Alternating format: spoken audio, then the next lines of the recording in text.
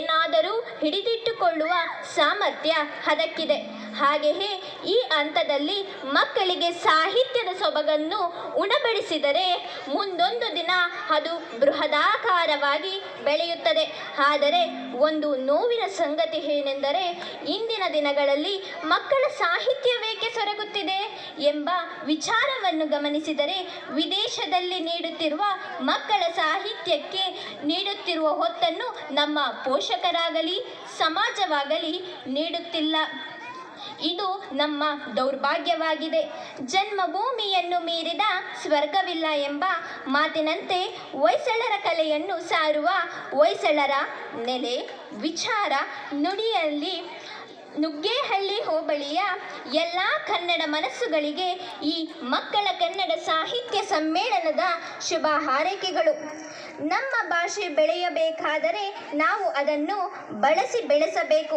ದೇವರನ್ನು ಹೊತ್ತವರು ಮೆರವಣಿಗೆ ಮಾಡಿದರೆ ಎಲ್ಲರಿಗೂ ಹೇಗೆ ತಿಳಿಯುತ್ತದೆಯೋ, ಭಾಷೆಯನ್ನು ಚೆನ್ನಾಗಿ ಕಲಿತವರು ಮಾತ್ರ ಅದನ್ನು ಬೆಳೆಸಲು ಸಾಧ್ಯ. ಒಂದು ಸ್ಥಳವು ಅಲ್ಲಿನ ವಿಶಿಷ್ಟ ಮಣ್ಣಿನಿಂದ ಆಗಿರುತ್ತದೆ.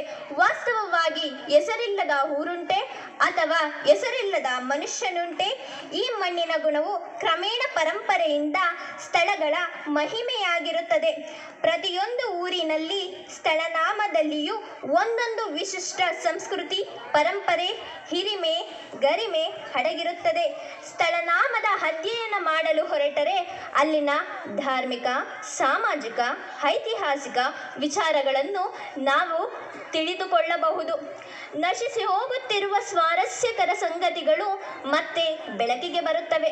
ಹಾಸನವೆಂಬ ಜಿಲ್ಲೆಯಲ್ಲಿ ಚನ್ನರಾಯಪಟ್ಟಣ ತಾಲೂಕಿನಲ್ಲಿ ಶ್ರವಣಬೆಳಗೊಳವನ್ನು ಬಿಟ್ಟರೆ ಇಲ್ಲಿನ ಶಿಲ್ಪಕಲಾ ಸೌಂದರ್ಯವು ಸುದೀರ್ಘ ಇತಿಹಾಸವನ್ನು ನುಗ್ಗೇಹಳ್ಳಿಯೇ ಹೆಚ್ಚು ಪ್ರಸಿದ್ಧಿಯಾಗಿದೆ. ಚನ್ನರಾಯಪಟ್ಟಣದಿಂದ ಉತ್ತರಕ್ಕೆ ತಿಪಟೂರು ರಸ್ತೆಯ 15 ಕಿಲೋಮೀಟರ್ ದೂರದಲ್ಲಿ ಇತಿಹಾಸ ಪ್ರಸಿದ್ಧಿಯಾದ ಈ ನುಗ್ಗೇಹಳ್ಳಿ ಇದೆ. ಕ್ರಿಸ್ತಶಕ 1246ರಿಂದ ಇತ್ತೀಚೆಗೆ ಸುಮಾರು 19 ಶಾಸನಗಳು ನುಗ್ಗೇಹಳ್ಳಿಯಲ್ಲಿ ದೊರಕಿವೆ.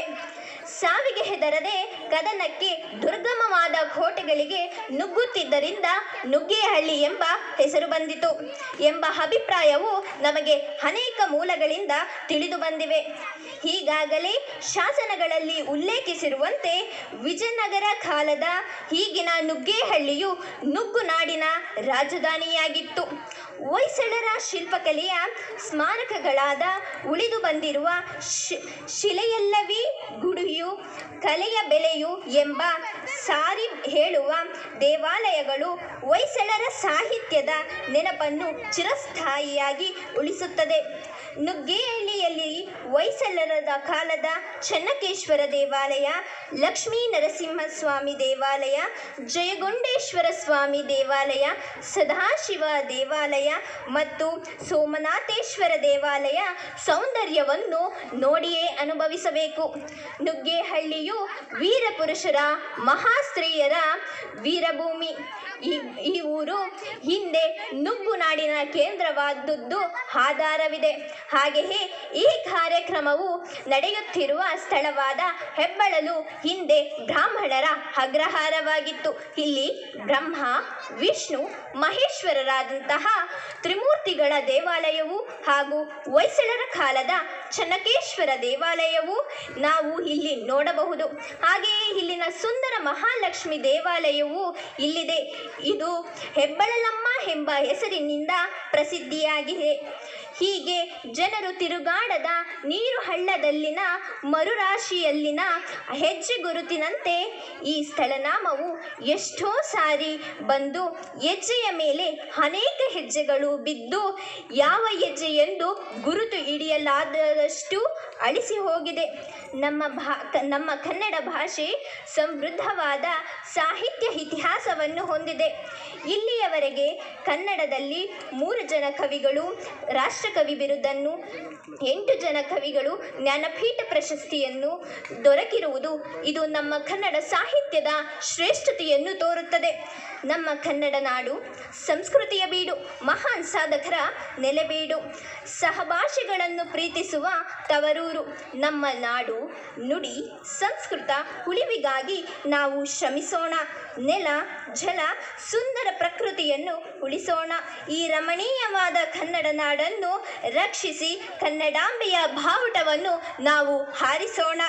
ಕುವೆಂಪು, ದ.ರಾ. ಬೇಂದ್ರೆ, ಶಿವರಾಮ್ ಕಾರಂತ್, ಮಾಸ್ತಿ ವೆಂಕಟೇಶ್ ಅಯ್ಯಂಗಾರ್, ವಿ.ಕೃ. ಗೋಕಾಕ್, ಯು.ಆರ್. ಅನಂತಮೂರ್ತಿ, ಗಿರೀಶ್ ಕಾರ್ನಾಡ್, ಚಂದ್ರಶೇಖರ್ ಕಂಬಾರ್ ಜ್ಞಾನಪೀಠ ಪ್ರಶಸ್ತಿ ಪಡೆದವರು. ಹಳೆಗನ್ನಡದ ಹೆಮ್ಮೆಯ ಕವಿಗಳಾದ ರನ್ನ, ಜನ್ನ, ಪೊನ್ನ, ಪಂಪರ ಬೀಡಿದು. ಕನ್ನಡ ಭಾಷೆಯನ್ನು ಕನ್ನಡ ರಾಜ್ಯೋತ್ಸವದಂದು ಮಾತ್ರ ಸೀಮಿತವಾಗಿರಬಾರದು. ಪ್ರತಿದಿನ ಪ್ರತಿ ನಿಮಿಷ ಕನ್ನಡವು ಹೀಗಿರಬೇಕು.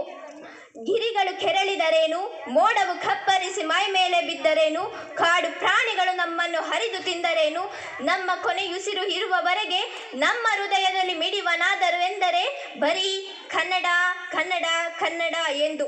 ನಮ್ಮ ತಾಯಿಯಾದ ಕನ್ನಡಾಂಬೆಗಾಗಿ ಶ್ರಮಿಸೋಣ, ದುಡಿಯೋಣ, ಕನ್ನಡತನವನ್ನು ಉಳಿಸೋಣ, ಕನ್ನಡಕ್ಕಾಗಿ ಬಾಳೋಣ, ಕನ್ನಡ ದೀಪವನ್ನು ಹಚ್ಚೋಣ. ಸುಳಿದ ಬಾಳೆಯ ಹಣ್ಣಿನಂದಂದಿ, ಕಳೆವ ಸಿಗುರಿನ ಕಬ್ಬಿನಂದಂದಿ, ಸುಬೇಶ್ಚವ ಹಾಲಿನಂದಂದಿ, ಸುಲಭವಾಗಿರ್ಪ ನಮ್ಮ ಕನ್ನನುಡಿ ಎಂದು ಮಹಲಿಂಗರಂಗ ಕವಿಯು ಹೇಳಿದ್ದಾರೆ.